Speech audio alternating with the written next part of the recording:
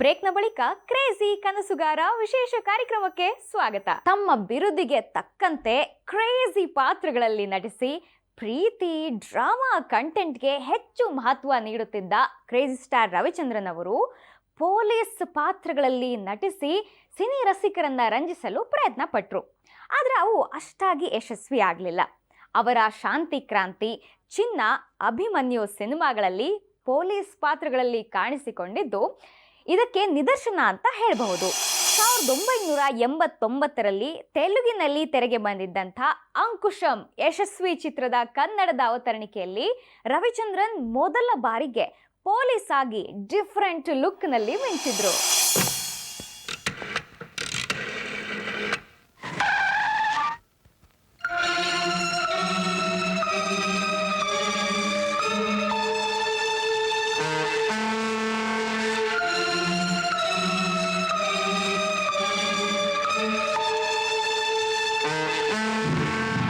ನಮಸ್ಕಾರ ತಮ್ಮ.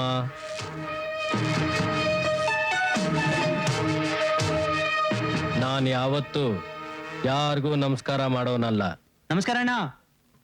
3 ಹೊತ್ತು ಸಿಕ್ಕಾಕೋತೀಯ, ನಿಂಗ್ಯಾಕೋ ಕಳ್ತನ? ಥೂ, ನಾನೇ ಸ್ಪಾಟ್ ನಾಗ. ಈ ಸಿಟಿ ಬೌಂಡ್ರಿ ಒಳಗೆ ಯಾವ ಪ್ರಾಣಿ ಮೂಮೆಂಟ್ಗೆ ಏನ್ ಸ್ಪಾಟ್ ಇಕ್ಬೇಕು ಅಂದ್ರು ನಾನೇ ಇಕ್ಬೇಕು. ಸ್ಪಾಟ್ ಇಕ್ಕಕ್ ಮುಂಚೆ ನಾನು ಹೇಳೋದೇ ಪೊಲೀಸ್ ಅವ್ರಿಗೆ. ಈ ಸಿಟಿಗೆ ಯಾವ ಪೊಲೀಸ್ ಆಫೀಸರ್ ಬಂದ್ರು ಮೊದಲು ನನ್ನ ನೋಡ್ತಾರೆ. ನಾನು ಅವ್ರಿಗೆ ವಿಸ್ಕಿ ಬ್ರಾಂದಿ ಕೊಡಿಸ್ತೀನಿ. ಆದ್ರೆ ನೀನು ನನ್ನ ಹತ್ರ ಬರ್ದೇನೆ ನಮ್ಮ ಹುಡುಗನಿಗೆ ಪೆಟ್ರೋಲ್ ಕುಡಿಸ್ ಕಳಿಸಿದೀಯಂತೆ. ನನ್ನ ತಾಯಾಣೆಗೂ ನನಗ್ ಬೇಜಾರಾಗ್ಲಿಲ್ಲ. ನಮ್ ಕಳ್ಬಟ್ಟಿ ಸಾರಾ ಡೀಲಿಂಗ್ ನಿಲ್ಸಿದೀಯಂತೆ, ಮಟ್ಕ ಮುಚ್ಚಿಸ್ತಂತೆ, ಹುಡುಗಿರ್ ಮನೆ ರೈಡ್ ಮಾಡ್ದಂತೆ. ಪಬ್ಲಿಕ್ನಲ್ಲಿ ಇಂಥ ಸ್ಟಿಕ್ ಮೂಮೆಂಟ್ ಎಲ್ಲ ಇರ್ಬೇಕೇಳು. ಆವಾಗ ನೀವು ನಮಗೆ ವಾರ್ನಿಂಗ್ ಕೊಡೋದು, ನಾವು ನಿಮಗೆ ಮಾಮೂಲ್ ಕೊಡೋದು ಎಲ್ಲ ಮಾಮೂಲಿ ಕಂಟಿ.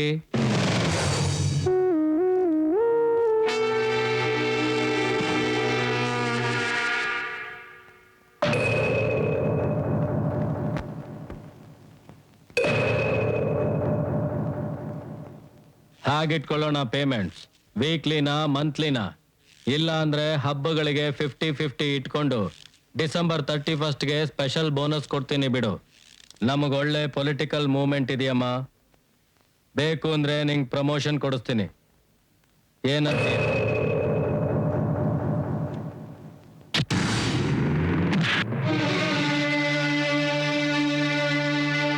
ಪೊಲೀಸ್ ಸ್ಟೇಷನ್ ಅಂದ್ರೆ ನಿನ್ನ ಕಳ್ಳ ಭಟ್ಟಿ ಸಾರ ಈ ಗಡಂಗ್ ಅನ್ಕೊಂಡಿದ್ಯೇನೋ ರಾಸ್ಕಲ್? ನಮ್ಮ ಅಣ್ಣ ಅಂದ್ರೆ ಏನ್ ಅನ್ಕೊಂಡಿದೀಯಾ?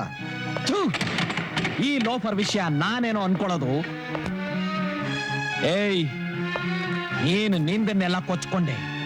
ನಾನು ಮಾತ್ನಲ್ಲಿ ಕೊಚ್ಚೋನಲ್ಲ, ನಿನ್ನಂಥ ರೌಡಿಗಳ ಬುರುಡೆ ಬಿಚ್ಚೋನು. ಇಷ್ಟು ದಿವಸ ರಾಜಕೀಯದವ್ರು ನಿಮ್ ಬೆನ್ ಹಿಂದೆ ಇದ್ರು ಅಂತ ನೀವೆಲ್ಲ ರೌಡಿಗಳ ಚಲಾವಣೆಯಲ್ಲಿದ್ರಿ. ಇನ್ನು ಮೇಲೆ ನೀವು ಬಾಲ ಬಿಚ್ಚಿದ್ರೆ ನಿಮ್ಮನ್ನ ನಿಮ್ ಹಿಂದೆ ಇರೋರ್ನ ಬೆನ್ನು ಮೂಳೆ ಮುರಿದು ಕಟಕಟೆಯಲ್ಲಿ ನಿಲ್ಲಿಸ್ತೀನಿ. ಅದಕ್ಕೆ ನಾನು ಇಲ್ಲಿಗೆ ಬಂದಿರೋದು. Mind it and get last.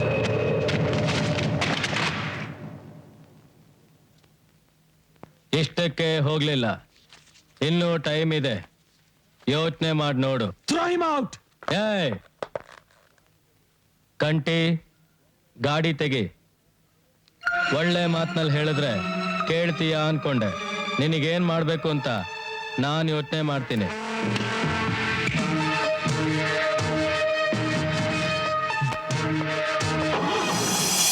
Police uniform ಹಾಕೊಂಡ್ರೆ ಪವರ್ಸ್ ಬರುತ್ತೆ ಅಂತಾರೆ.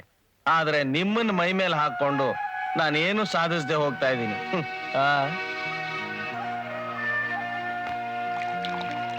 ಸುಮ್ನೆ ನಮ್ಮಂಥವ್ರ ಮೈ ಮೇಲೆ ಇರೋದಕ್ಕಿಂತಲೂ ಬೂಜ್ ಹಿಡಿದು ಮೂಲೆಯಲ್ಲಿ ಬಿದ್ದಿರೋದೇ ನಿಮಗ್ ಗೌರವ. ಬೇಲಿ ಎದ್ದು ಹೊಲ ಮೇಯೋ ಈ ಕಲಿಯುಗದಲ್ಲಿ ಲಾ ಅಂಡ್ ಆರ್ಡರ್ ಗೊಬ್ಬರ ಆಗೋಗಿದೆ. ಲಕ್ಷ ಲಕ್ಷ ಲಂಚ ತಿನ್ನೋ 3 ಸ್ಟಾರ್ ಲಾಠಿ ಹಿಡಿದು ಸತ್ಯ ಸಾಯಿಸು ಅಂತ 2 ಸ್ಟಾರ್ ಹೇಳ್ತಾನೆ. ಏಯ್, ಮ್ಯಾಚ್ ಬಾಕ್ಸ್. ಈ ಪೊಲಿಟಿಷಿಯನ್ಸ್ ಪೊಲೀಸರನ್ನ ಜೀತಕ್ಕೆ ಬಿದ್ದಿರೋ ಗೂಂಡಾಗಳು ಅಂತ ತಿಳ್ಕೊಂಡಿದ್ದಾರೆ. ಲೋಫರ್ಸ್.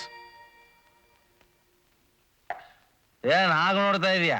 ರೀ, ನಿಮ್ಮನ್ನ ನೋಡ್ತಾ ಇದ್ರೆ ಏನೋ ಏನೋ ಒಂಥರ ಕಾಣ್ತಾ ಇದ್ದೀರಾ. ಶರಣ? ಯಾವ ಶರ? ಏನೋ ನನಗ್ ಗೊತ್ತಾಗ್ತಾ ಇಲ್ಲ. ನಾನು ಹೇಳ, ಹಗಲು ಇರಲು ಓದಿ ಓದಿ ಕೈಗೆ ತಗೊಂಡ್ ಡಿಗ್ರಿಗಳು, ಅನ್ಯಾಯದ ಕೈಗೆ ಬೇಡಿ ಹಾಕೋದಕ್ಕೋ ಟ್ರೈನಿಂಗ್ಗಳು, ನಿಜ ಜೀವನದಲ್ಲಿ ಪ್ರಾಕ್ಟಿಕಲ್ ಆಗಿ ಆಚರಣೆಗೆ ತರೋವಾಗ ತಲೆ ಕೆಳಗಾದ್ರೆ ಆ ಶ್ರೀರಾಮಚಂದ್ರ ಕೂಡ ನಂತರನೇ ಆಗ್ತಾನೆ. ಆ ನೀತಿಗೆ ರಾಕ್ಷಸನ ಸಾಲಾಗಿ ನಿಲ್ಸಿ ಶೂಟ್ ಮಾಡಿ ಬಿಸಾಕ್ಬೇಕು. That's the only way.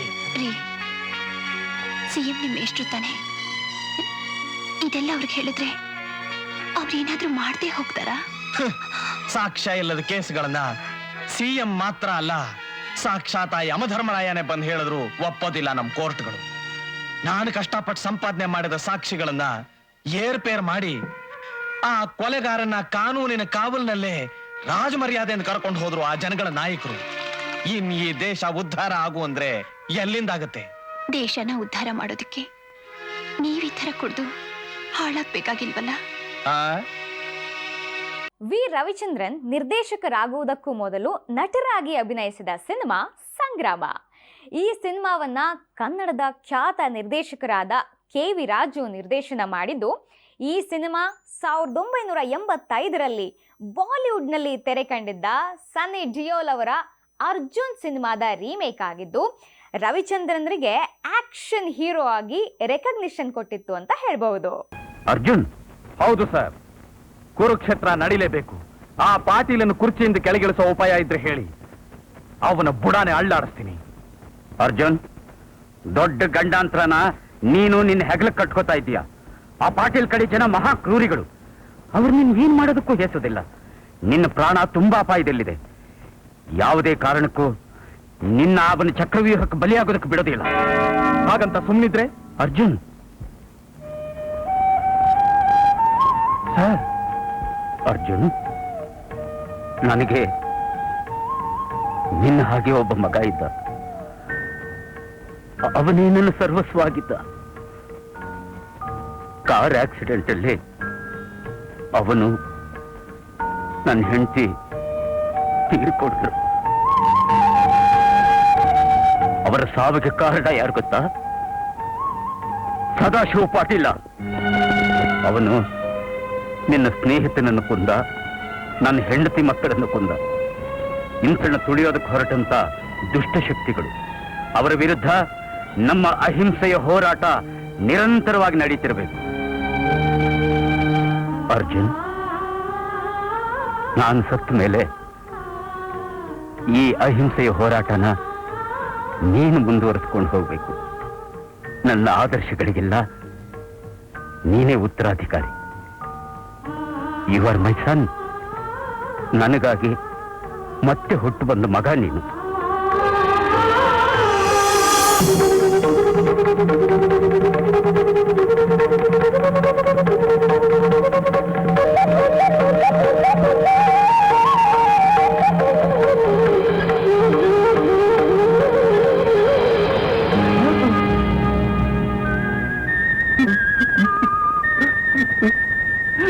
Mohan,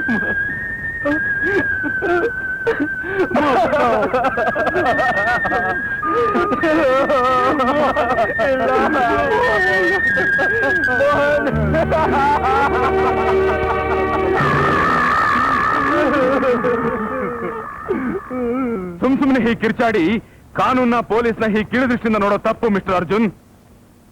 ಕೊಲೆ ಮಾಡೋದ್ರ ಬಗ್ಗೆ ನಿನಗಿಂತ ಜಾಸ್ತಿ ಸಿಟ್ಟು ನನಗಿದೆ. ಅವನ್ ಗಲ್ಗಂಬಕ್ಕೆ ಏರ್ಸ್ಬೇಕು ಅನ್ನೋ ಛಲ ಇದೆ. ಕೊಲೆ ಆದ ನಿನ್ನ ಸ್ನೇಹಿತನ ಬಗ್ಗೆ ನನಗೆ ಅನುಕಂಪನೂ ಇದೆ. ನೀವು ಬರೀ ಅನುಕಂಪ ತೋರಿಸೋದ್ರಿಂದ ಮೋಹನ್ನ ಕೊಲೆ ಮಾಡಿದವರಿಗೆ ಗಲ್ಲು ಶಿಕ್ಷೆ ಆಗೋದಿಲ್ಲ ಇನ್ಸ್ಪೆಕ್ಟರ್.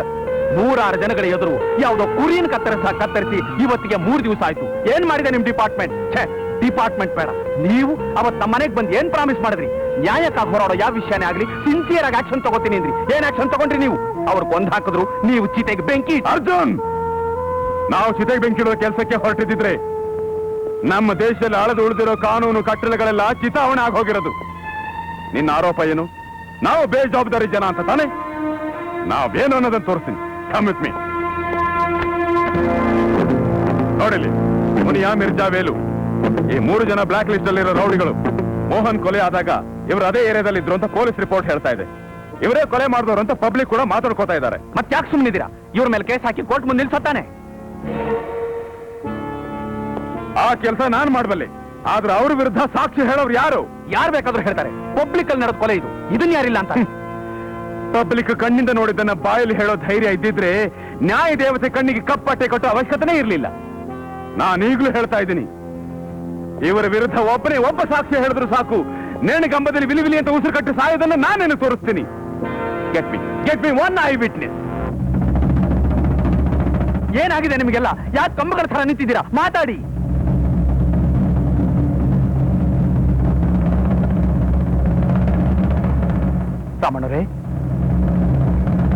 ರಾಮಣ್ಣವರೇ, ಮೋಹನ್ ಕೊಲೆ ಆಗಿದ್ದು ನಿಮ್ಮ ಅಂಗಡಿ ಮುಂದೆ. ನೀವು ಆ ದೃಶ್ಯ ಪೂರ್ತಿ ನೋಡಿದ್ದೀರಾ? ಕೋರ್ಟ್ಗೆ ಬಂದು ಸಾಕ್ಷಿ ಹೇಳ್ತೀರಾ? ನೋಡು ಮಗು, ಆಗ್ಬಾರ್ದಾಗೋಯ್ತು. ನಾನಲ್ಲ, ಬೇರೆ ಯಾರೇ ಬಂದು ಸಾಕ್ಷಿ ಹೇಳಿದ್ರು ಸತ್ತೋದ್ ಮೋಹನ್ ಮತ್ತೆ ವಾಪಸ್ ಬರ್ತಾನ? ಸತ್ ಹೋಗಿರೋರು ಯಾರು ವಾಪಸ್ ಬರೋದಿಲ್ಲ ಅಂತ ಸಣ್ಣ ಮಗುಗೂ ಗೊತ್ತಿದೆ. ಆದ್ರೆ ನಿಮ್ ಸಾಕ್ಷಿಯಿಂದ ಸತ್ ಹೋಗಿರೋ ಸತ್ಯ ಜೀವಂತ ಆಗುತ್ತೆ, ಸತ್ತವನ ಆತ್ಮಕ್ಕೆ ಶಾಂತಿ ಸಿಗುತ್ತೆ. ಇದು ಯಾಕೆ ನಿಮ್ಗೆ ಅರ್ಥವಾಗ್ತಿಲ್ಲ? ನೆಕ್ಸ್ಟ್ ಸಮಾಜ ಅಂತಿದ್ದು ಗುರುಗಳು ನೀವು, ಸತ್ಯ ನ್ಯಾಯದ ಪಾಠ ಹೇಳ್ಕೊಡೋರು. ನೀವಾದ್ರೂ ಹೇಳಿ. ನಾನು ಅವತ್ತು ಮನೇಲಿಲ್ಲಪ್ಪ ಇದ್ದೆ, ಸ್ಕೂಲ್ಗೆ ಹೋಗಿದ್ದೆ.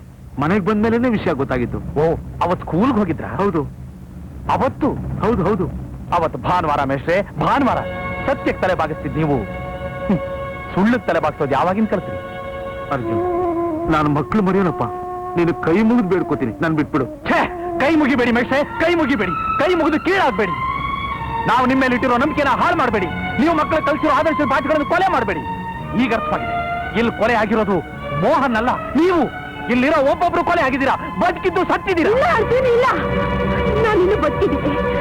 ಅರ್ಜುನ್, ಆ ಕೊಲೆ ನಡೆದಾಗ ನಾನು ಅದೇ ಗಂಟೆಲಿದ್ದೆ. ಆ ಕೊಲೆಗಾರನ ನಾನು ಗುರ್ತು ಹಿಡಿತಿದ್ದೆ. ನಡುವೆ ಸ್ಟೇಷನ್ಗೆ ನಾನು ಸ್ಟೇಟ್ಮೆಂಟ್ ಕೊಡ್ತೀನಿ. ರತ್ನ, ಅಯ್ಯೋ ದರಿದ್ರ ಹುಡುಗಿನ್ ತಂದು ಸ್ಟೇಟ್ಮೆಂಟ್ ಕೊಡ್ತೀನಿ. ಕತ್ತ ಯಾರ ಮೇಲೆ ಸ್ಟೇಟ್ಮೆಂಟ್ ಕೊಡ್ತೀಯ? ದೊಡ್ಡ ಸಮಾಜ ಇವಳು ಬೀದಿ ಬಂದಿರೋ ಸೇವೆ ಮಾಡಿದ್ರೆ ನಡಿಯ ಮನೆಗೆ. ನಾನ್ ಬರಲ್ಲ. ನಡಿಯ ಮನೆಗೆ ಅಂದ್ರೆ ಇವರೆಲ್ಲ ಸತ್ಯ ಮುಚ್ಚಾಕ್ತಿದ್ದಾರೆ. ಸತ್ಯ ನನಗೊತ್ತು.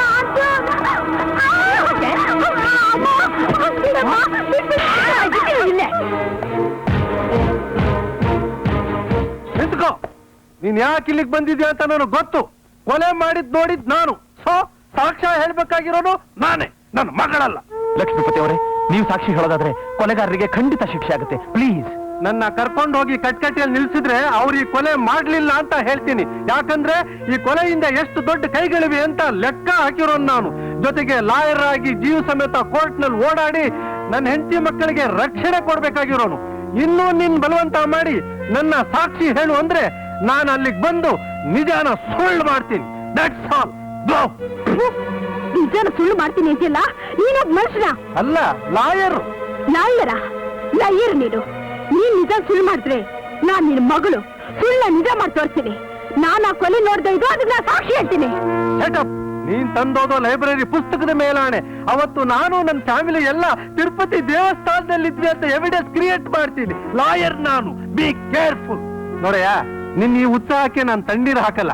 ನಿನ್ ಇನ್ನೊಬ್ಬ ಐ ವಿಟ್ನೆಸ್ ಕೊಡ್ತೇನೆ. ಅವನ್ನ ಇಟ್ಕೊಂಡು ಈ ಕೇಸ್ನ ಈಸಿಯಾಗಿ ವಿನ್ ಮಾಡಬಹುದು. ಯಾರದು? ನಿಮ್ ತಂದೆ. ಹೌದಯ್ಯ, ಆ ಹುಡುಗನ್ ತಲೆ ಕೊಚ್ಚಾಕಿದನ್ ಕಣ್ಣಾರೆ ನೋಡ್ದೆ. ಅದಕ್ಕೆ ನನ್ನೇನು ಮಾಡು ಅಂತೀಯ? ಸತ್ಯನ್ ಹೇಳಿ ನಡುಬಿದ್ದು ನೇಣಕೊಂಡು ಸಾಯಿ ಅಂತೀಯ? ಸತ್ಯನ ಹೇಳೋರೆಲ್ಲ ಸಾಯೋದಿಲ್ಲ. ಹಾಗೆ ಸತ್ಯನ ಬದುಕ್ಸೋಕ್ಕೋಸ್ಕರ ನಾವು ಸತ್ರು, ಅದಕ್ಕೊಂದು ಅರ್ಥ ಇದೆ. ಅಯ್ಯ, ನಾನು ಸತ್ಯ ಹರಿಶ್ಚಂದ್ರ ಅಲ್ಲ, ಒಬ್ಬ ಸಂಸಾರಸ್ಥ.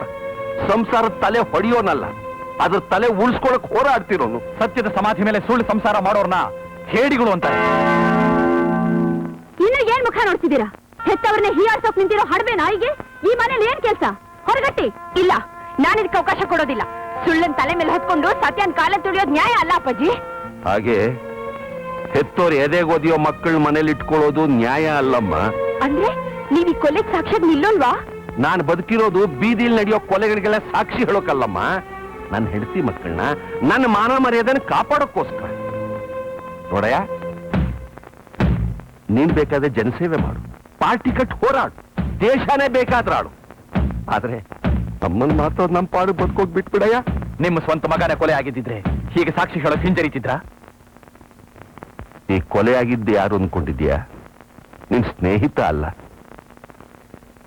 ನನ್ ಸ್ವಂತ ಮಗ.